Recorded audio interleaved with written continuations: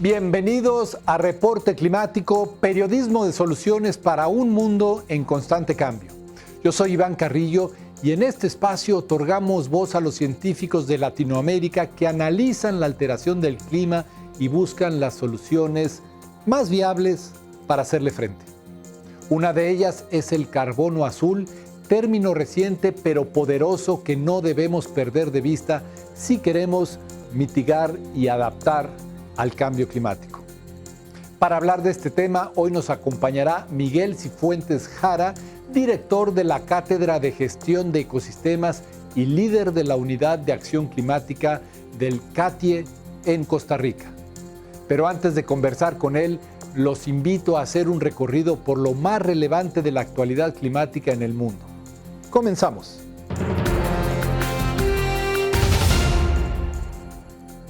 Según el grupo de expertos REN 21, las plantas hidroeléctricas producen hoy en día más del 50% de la electricidad renovable del mundo. Sin embargo, esta opción podría desaparecer debido a las sequías provocadas por el cambio climático. En Brasil, por ejemplo, el agua en las presas ha descendido por debajo de la mitad, colocando al país en riesgo de apagón. Esto, a su vez, ha causado un retorno a la quema de gas natural para generar energía eléctrica, con lo cual aumentan las emisiones de CO2 que calientan al planeta.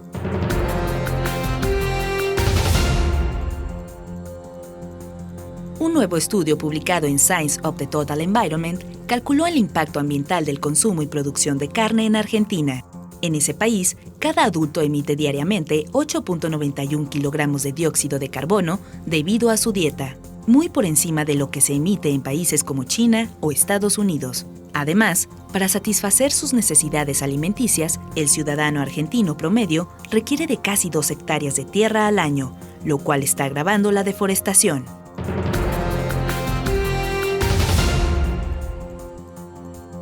Información de las Naciones Unidas muestra que, entre los años 1970 y 2019, los fenómenos meteorológicos, climáticos e hídricos representaron 50% de todos los desastres en el mundo, 45% de las muertes reportadas y 74% de las pérdidas económicas registradas. Pero no todo son malas noticias, ya que gracias a la mejora de los sistemas de alerta temprana y de la gestión de catástrofes, los fallecimientos se redujeron significativamente, de 50.000 en la década de los 70 a menos de 20.000 en 2019. En sus hojas, tallos y raíces, los organismos vegetales de diversos ecosistemas marinos costeros guardan un tesoro. Los científicos lo han llamado carbono azul y es una de las claves para nuestra supervivencia ante el cambio climático. Veamos qué nos dice Miguel Cifuentes Jara al respecto. El carbono azul, el concepto de carbono azul es relativamente nuevo. Hasta recientemente en el IPCC, en el panel intergubernamental de expertos para el cambio climático, lo definimos como el carbono almacenado a través de procesos biológicos en ecosistemas prioritarios que encontramos en las zonas marino-costeras. Nos enfocamos en manglares, en marismas y en pastos marinos. Y nos hemos enfocado en estos ecosistemas porque tienen valores extremadamente altos en términos de mitigación al cambio climático y también en adaptación. El concepto de carbono azul surgió como una metáfora para resaltar que más allá de los bosques terrestres conocidos como carbono verde, los ecosistemas costeros contribuyen significativamente al secuestro de carbono presente en la atmósfera. Estos ecosistemas marino-costeros son muy únicos. Por encontrarse en la interfaz mar y tierra, tienen propiedades muy particulares.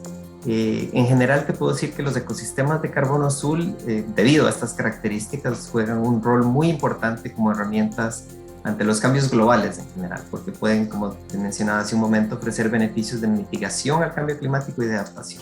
Al hablar de mitigación del cambio climático, nos referimos a las acciones para reducir dicho fenómeno. Mientras que cuando hablamos de adaptación, se trata de ajustar nuestro estilo de vida a las condiciones climáticas actuales y del futuro. En el primer ámbito, el de mitigación al cambio climático, puedo resaltar que tienen tasas altísimas de secuestros de carbono, hasta 5 veces más que en bosques terrestres. Y en el ámbito de adaptación al cambio climático, pues son una importantísima línea de defensa costera contra el aumento del nivel del mar, la regulación de inundaciones, de hidroperiodo y demás. Y también es una barrera física que protege a las costas y a las poblaciones costeras contra marejadas, inundaciones y otros eventos extremos que ahora son más comunes y más fuertes, como tifones en otras latitudes o huracanes y tormentas tropicales en nuestra latitud americana o nuestro continente.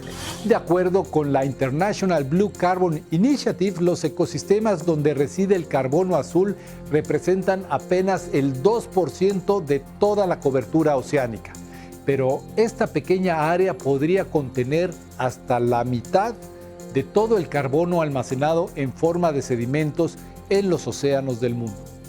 Aparte de estos beneficios globales, tienen una riqueza increíble realmente en términos de biodiversidad. Entonces, ofrecen una multitud de bienes y servicios a la humanidad en general. Son fuente de alimento, son cunas de biodiversidad.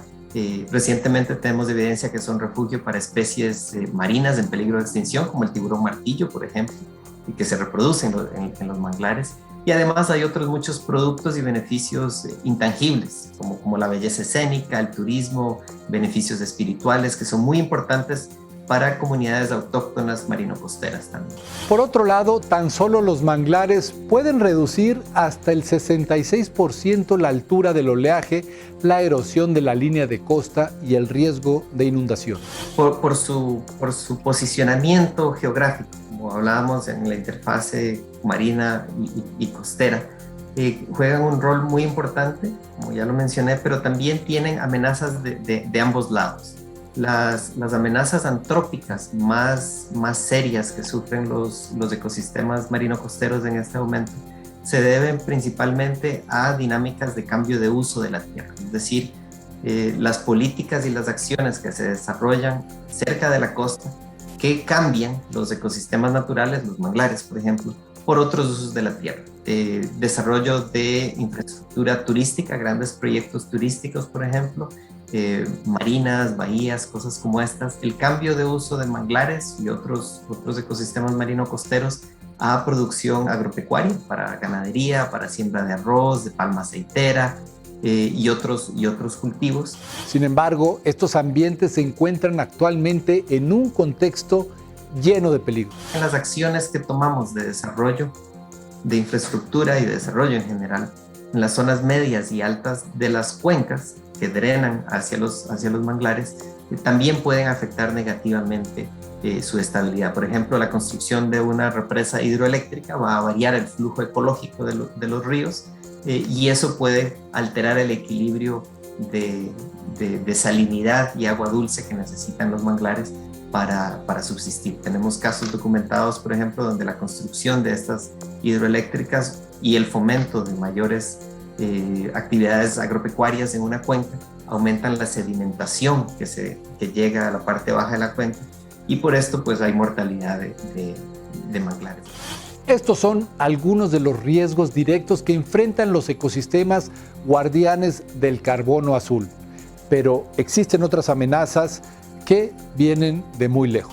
Yo personalmente soy un firme proponente de desarrollar y de implementar políticas y acciones de conservación y manejo sostenible basadas en conocimiento científico robusto.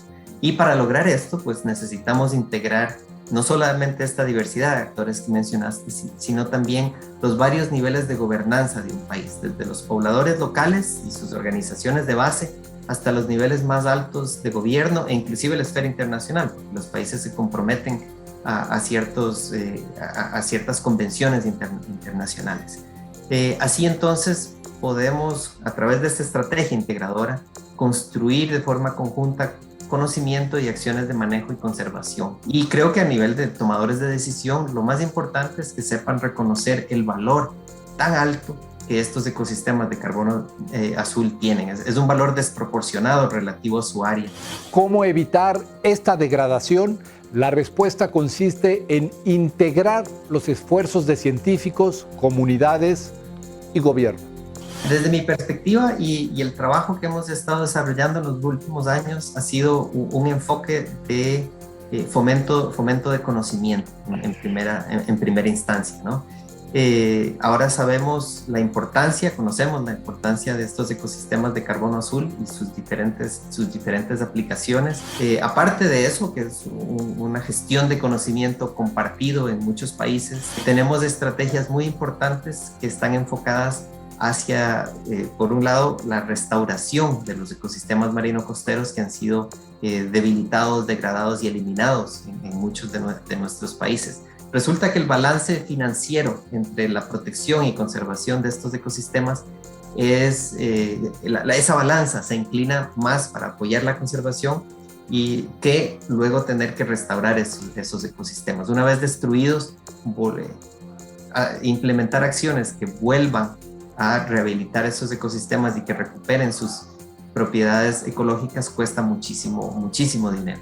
Para emprender la protección de los ecosistemas de carbono azul, Miguel Cifuentes propone una estrategia que podría implementarse incluso a nivel regional. En mi conceptualización, la conservación no es aislar el ecosistema e impedir que las poblaciones locales lo utilicen, lo aprovechen y se beneficien de esto, sino que tenemos que mantener un equilibrio entre uso racional y sostenido a lo largo del tiempo, con el mantenimiento y el reforzamiento de procesos ecológicos que nos permitan también que podamos mantener esos ecosistemas saludables a lo largo del tiempo. Y además tenemos también posibilidades de acceso a mecanismos financieros internacionales, donde a través de donaciones, el sector privado internacional y las mismas convenciones internacionales, podemos canalizar esos recursos nuevamente para la protección, la conservación y el manejo sostenible de estos ecosistemas. La reflexión final de Miguel Cifuentes Jara, quien lleva más de 20 años en el estudio del cambio climático,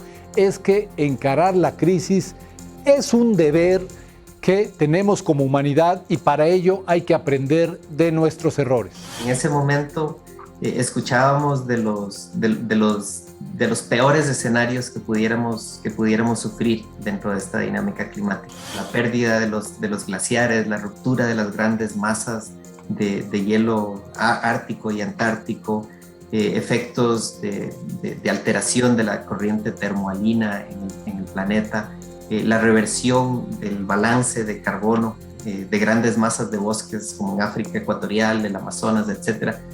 Pero en ese momento éramos muy optimistas, teníamos la gran esperanza de que el mundo iba a reunirse y a acordar un rumbo cohesivo y positivo para enfrentar estos grandes desafíos. 20 y resto de años después, desgraciadamente, la evidencia científica nos alerta contundentemente de que muchos de estos umbrales de funcionamiento planetario están siendo ya traspasados, rotos, y no estamos seguros exactamente de qué va a pasar después. La ventana de tiempo es cada vez más estrecha, tenemos máximo 2-3 décadas para reenrumbar o cambiar el rumbo del desarrollo y la acción humana en el planeta, pero confío que este nuevo conocimiento que estamos compartiendo levante las banderas amarillas y rojas de alerta y finalmente esa acción concertada de la humanidad, esa acción transformativa, contundente que necesitamos implementar en las próximas décadas, sí se consiga a partir de las nuevas y renovadas convenciones de cambio climático, de degradación de la biodiversidad, deforestación y otra serie de problemas que estamos abordando contundentemente y pues que tenemos que seguir poniéndoles atención y siendo abanderados todos de esta nueva acción transformativa a nivel global. Hemos llegado al final de este reporte climático, periodismo de soluciones para un mundo en constante cambio. Muchas gracias por habernos acompañado. Mi nombre es Iván Carrillo y los espero en la próxima emisión.